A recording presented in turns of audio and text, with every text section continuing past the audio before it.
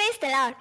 என் ஜனத்தை ஆற்றுங்கள், தேற்றுங்கள். எருசலேமுடன் பட்சமாய் பேசி அதன் போர் முடிந்தது என்றும் அதன் அக்கிரமம் நிவர்த்தியாயிற்று என்றும் அது தன் சகல பாவங்களின் நிமித்தமும் கர்த்தரின் கையில் இரட்டிப்பாய் அடைந்து தீர்ந்தது என்றும் அதற்கு கூறுங்கள் என்று உங்கள் தேவன் சொல்கிறார்.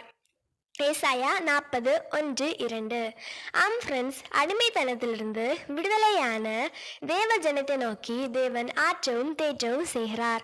நாமும் பாவத்தினால் அடிமைத்தனப்பட்டு நம்முடைய அக்கிரமத்தின் நிமித்தம் கைவிடப்பட்டு தேவனின் தண்டனை நிமித்தம் சகலவித தண்டனையையும் தேவன் கிறிஸ்துவின் இரத்தத்தின் மூலம் மாற்றி ஒரு விடுதலை கட்டளையிட்டிருக்கிறார்.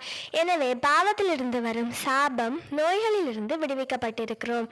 நம் தேவன் கூறுகிறார், நம் தண்டனை அனைத்தும் முடிந்துவிட்டது. நாம் பட்ட துன்பத்தின் பலனாக இனி நம்மை தேவன் ஆற்றி தேற்றி வழி நடத்துகிற நாட்கள் என்று தேவன் கூறுகிறார்.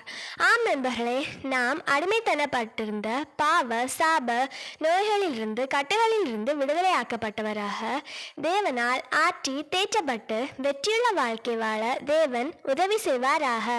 ஆமேன்.